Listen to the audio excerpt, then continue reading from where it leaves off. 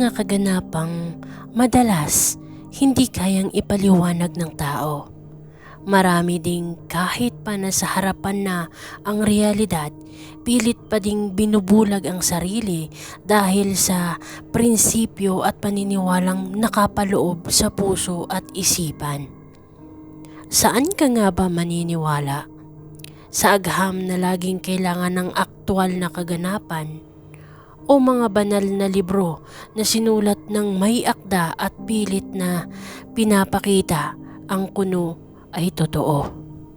Gayunpaman, kahit pa gaanong ipinapaliwanag ng mga dalubhasa, mas pinipili pa din ng taong maranasan mismo bago maniwala.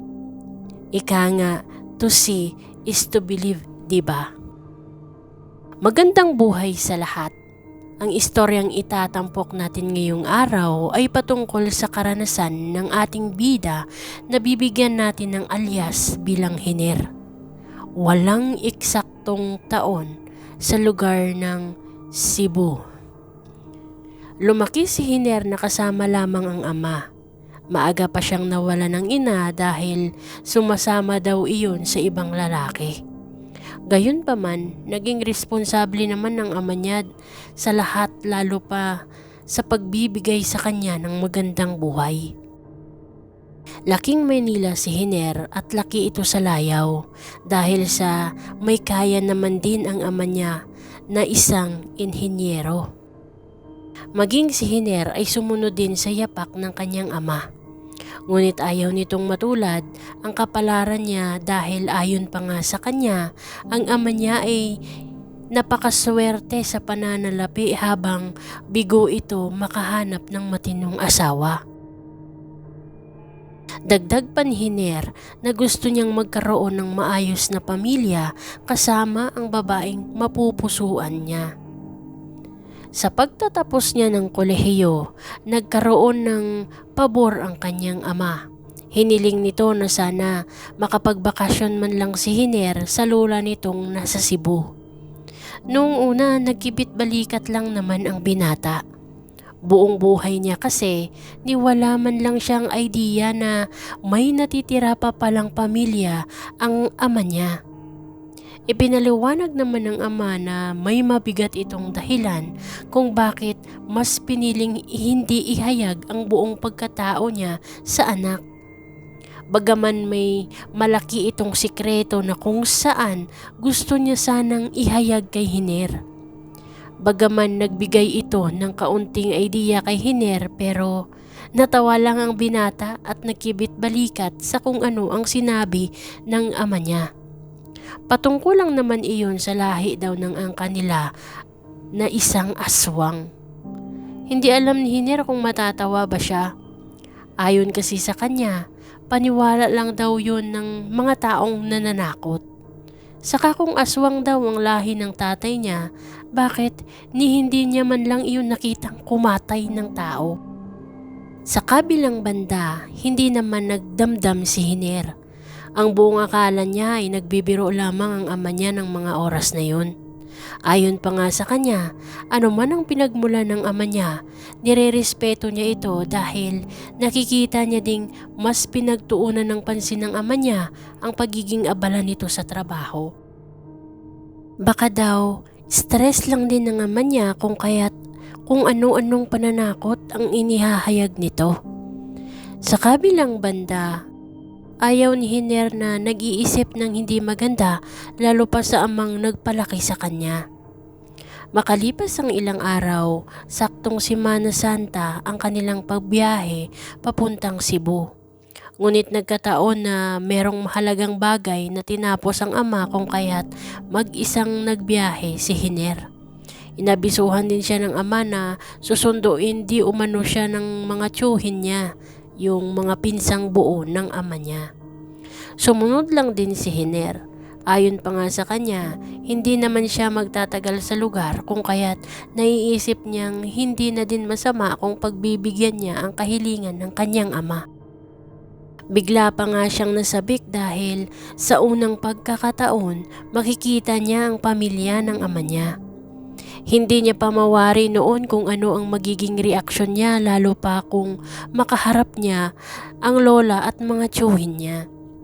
Umaga pa lang noong araw ng Martes ay nasa paliparan na si Hiner.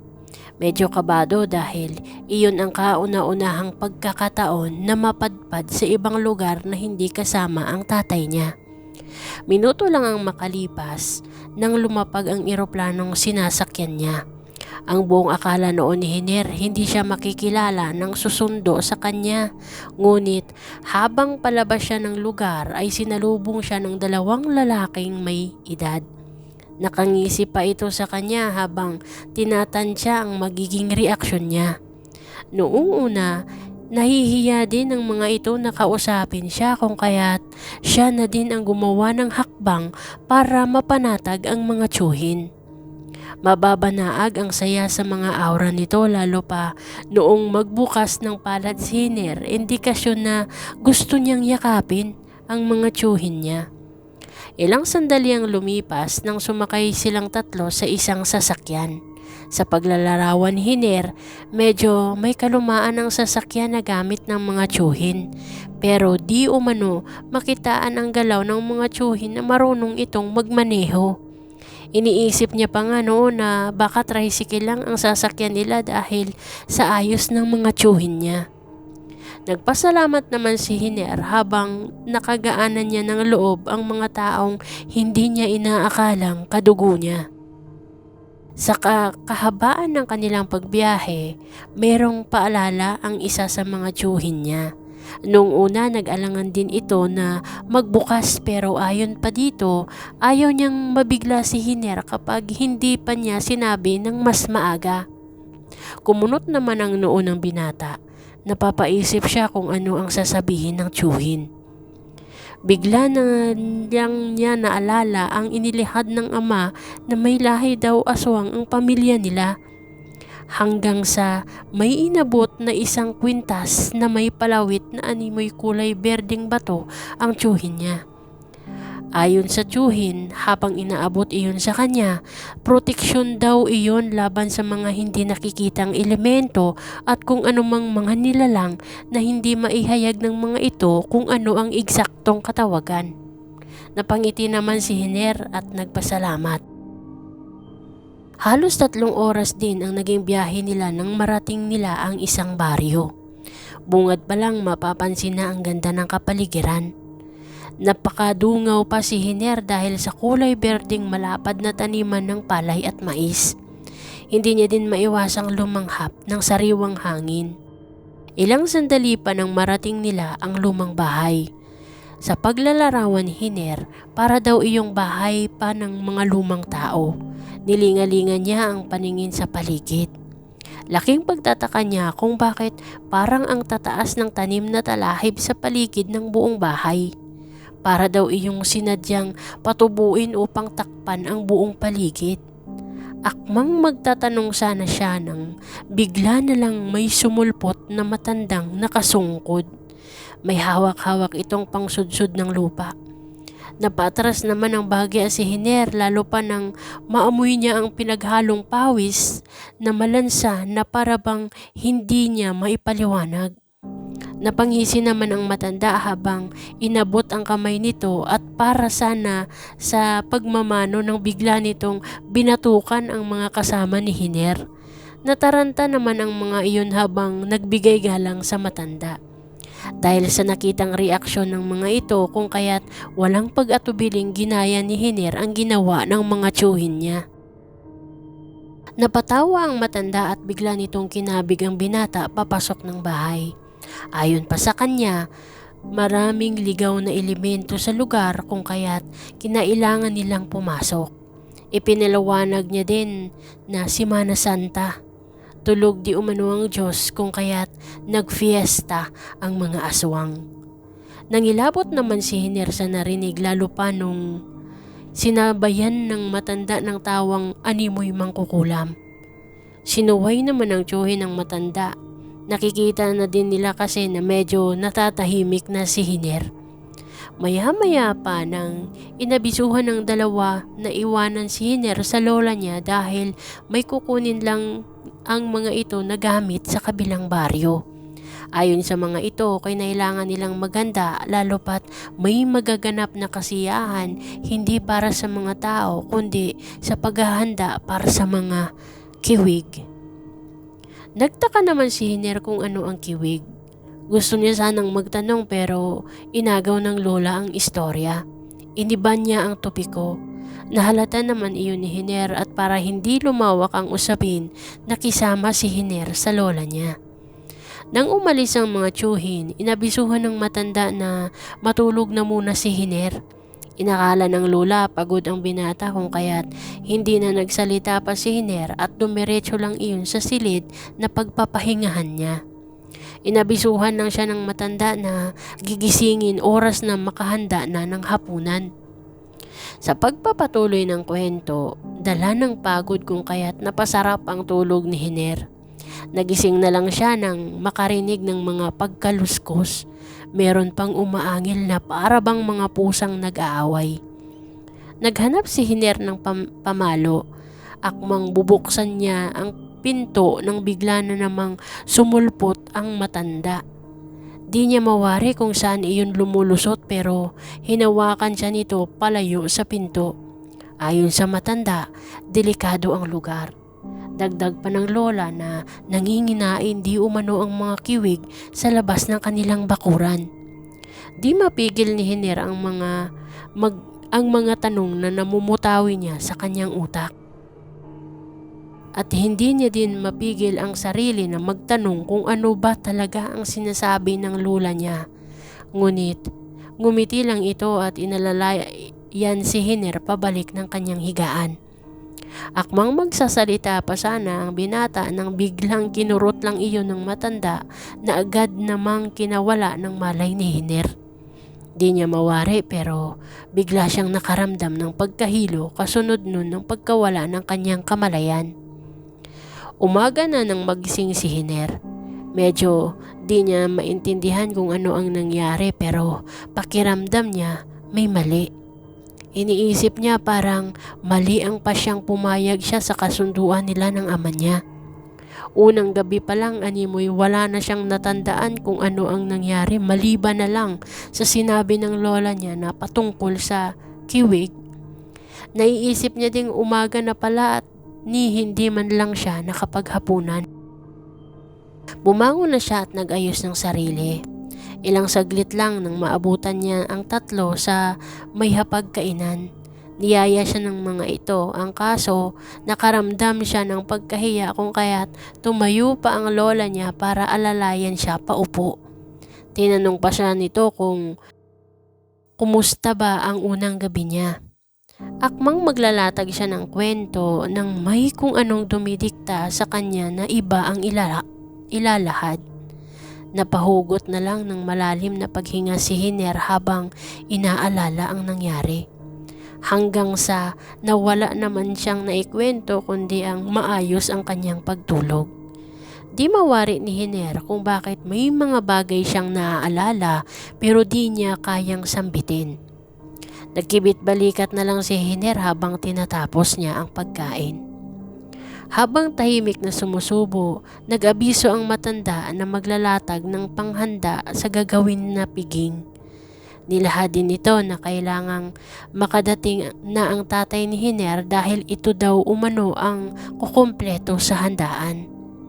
Nagtaka naman si Hiner kung ano ang maging papel ng ama niya sa nasabing okasyon. Ngunit inabisuhan siya ng lola na importante ang presensya ng ama niya. Hindi naman iyon naglatag ng kung ano bagkus tinapik lang ng matanda si Hiner. Bandang hapon nang dumating nga ang ama ni Hiner, may mga dala-dala pa itong pasalubong na hindi mawarin ng binata bakit kay dami ng pinamili ng tatay niya. Sa kabilang banda, iniisip niya na lang na baka bumabawi lamang ito dahil sa ilang taon na hindi ito nakauwi. Maya-maya pang nasa sala sila. Nabaling ang atensyon ni Hiner sa suot-suot ng ama na kwintas, kapareho iyon ng sa kanya. Di niya alam kung bakit dalawa lang sila ang may ganoon samantalang ang mga kasama nila sa bahay ay hindi naman nakasuot ng sinasabi nilang pangproteksyon. Tahimik lang si Hiner sa gilid habang nakikinig sa usapan. Doon na pag-alaman niyang nag-imbita ng bisita ang tatay niya at dadating iyon sa oras ng piging. Di mawari ni Hiner kung sinong mga bisita. Iniisip niya pa na minsan sa buhay niya, di man lang niya nakita ang ama na may malapit na kaibigan maliban sa mga katrabaho nito. Nakimatsyag lang si Hiner. Ayaw niya ding mag-usisa sa ama dahil alam niya ding hindi talaga ito magsasalita sa mga bagay na ginagawa o gagawin nito. Padilim na ng mga oras na yun, kaya naging abala ang lahat sa paghahanda. Di alam ni Hiner bakit may mga nagsisilakihan pang mga gamit pang luto ang inilabas. Dagdag pa niyang nag-ayos pa ng mahabang mesa sa tapat ng bahay. Maya-maya pa nang inabisuhan siyang huwag lumabas, lalo pat ang nasabing selebrasyon ay hindi iyon para sa kanila. Ayon pa sa tiyuhin, para daw iyon sa mga kiwig. Napakunot ang noo ni Hiner at hindi niya napigilan ang sarili para magtanong kung ano nga ba ang mga kiwig. Ngunit wala man lang nakuhang sagot sa tiyuhin. Bagkus nakibit balikat lang ito at umalis. Ilang sandali lang ang lumipas nang nasa loob sila ng ama niya. Maging ito ay hindi lumabas maliban sa mga tiyuhin ni Hiner. Natulog lang ang ama dahil pagod ito sa mahabang biyahe. Hinayaan ni Hiner ang ama bagkus siya nakimatsyag sa mga mangyayari. Naghanap pa siya ng pwesto sa silid kung saan pwede niyang masilip ang labas. Di naman siya nabigo nang may nakita siyang maliit na siwang sa may bintana sa loob ng silid nila. Wala naman siyang intensyon na kung ano, pero gusto niya lang malaman kung ano ang sinasabi nilang bisita. Minuto pa ang makalipas nang namataan ni Hiner ang dalawang tiyuhin. May hila-hila itong isang malaking sako. Sa tansya ni Hiner, mabigat iyon dahil kailangan pa talaga ng dalawang tiyuhin ang magtulungan sa pagbubuhat. Sa kanyang pagmamasid, noong una parang normal naman ang nangyayari. May iilan lang namang nagsidatingan na mga tao na sa hinuha ni Hiner, yun ang mga bisita. Maya-maya pa nang may biglaang umalulong. Isa sa mga dumating na bisita. Nangilabot si Hiner habang pinagmamasdan ang sunod-sunod na pangyayari. Minuto lang din ang makalipas nang biglang tumayo ang mga ito habang nakitingala sa malaking buwan. Sa paglalarawan ni Hiner, animoy mga sinapian iyon ng demonyo habang nasasaksihan niya ang pagpalit ng mga balat noon. Habang nagsilabasan ang mahahabang mga pangil. Sa tagpong iyon, parang tinatambol sa kaba ang puso ni Hiner. Gusto niya din sanang gisingin ng tatay niya, ngunit naiisip niya na magpanik iyon oras na makita din nito ang nakikita niya. Halos tumagal ng ilang oras ang pagtingala ng mga nasabing bisita sa bilog na buwan bago pa man tuluyang maging ganap na isang kiwig ang aswang na ito ay animoy kawangis ng kambing na may mahabang mga pangil. Halos maihi sa kinauupuan si Hiner habang iniisip niya na hindi biro ang mga nakikita niya. Ilang sandali pa nang makarinig siya ng mga yabag. Akmang tatayo siya nang makita niya ang ama niya na nakatayo na pala habang masama ang titig sa kanya. Di niya noon mawari kung galit ba iyon o may nagawa ba siyang masama. Hanggang sa bumukas ang pinto ng silid nila. Pumasok ang lola niyang may daladalang itim na sutana. Nilapitan ng matanda ang ama ni Hiner at isinuot doon ang daladala niya. Nakatayo lang ng mga oras na yun si Hiner na hindi man lang makapagsalita. Samantalang inalalayan ng lola niya ang ama niya palabas. Maya-maya pa nang narinig ni Hiner na nilak ng lola ang pinto. Indikasyon iyon para hindi makalabas ng silid ang binata. Minuto lang ang makalipas nang bumalik si Hiner sa pwesto ng may siwang. Ngunit laking pagtataka niya na nawala na doon ang mga nilalang. Maging ang mga tiyuhin ay hindi niya din mahagilap. Nagpasya siyang bumalik sa paghiga sa kama. Nanalangin siya na sana maging ligtas ang ama niya, lalo pa nasa kamay iyon ng mga aswang. Sa ganoong pwesto si Hiner hanggang umaga ni hindi niya nagawang pumikit. Maliwanag na nang maramdaman niya ang pagbukas ng pinto. Ang ama niya iyong animoy maaliwalas ang muka at parang nag-aaktong walang nangyari. Niyaya pa siya nitong lumabas at naghanda di umano ang lola niya ng agahan kasama ang mga bisita nila. Noong una, nagdalawang isip si Hiner. Maraming mga tanong ang nasa utak niya patungkol sa kung ano ang nakikita niya. Ngunit gustuhin niya mang ilahad sa harapan ng ama niya may kung anong bulong ulit na pumipigil sa kanya sa gusto niyang mangyari. Sa mahabang mesa, nakalatag doon ang iba't ibang putahe. Meron pang dinuguan at lechon. Umupo si Hiner sa gilid ng ama niya habang pinagmamasdan ang mga bisitang animoy gutom na gutom. Ni hindi kumain si Hiner ng kahit anong karne maliban sa gulay at kanin. Sa isip niya, hindi niya sigurado kung totoong karne ba ang nasa hapag. Nang matapos ang handaan at nagsiuwian na ang mga bisita, doon palang nagbukas ang ama niya ng usapin patungkol sa lahi nila. Hindi na din naglihim ang buong pamilya niya sa kanya. Ayon sa mga ito, isa sa mga rason kung bakit hindi makapag-asawa ang ama niya dahil ayaw ng mga babae sa taong may lahi ng aswang. Gayunpaman, ipinaliwanag ng ama na nasa tao kung ano ang magiging pasya nito. Nagkataong ginusto na din ng ama ni Hiner na maging isa sa angkan nito, samantalang si Hiner ay buong tapang na umayaw. Ilang araw ang lumipas nang bumalik na sila sa Manila.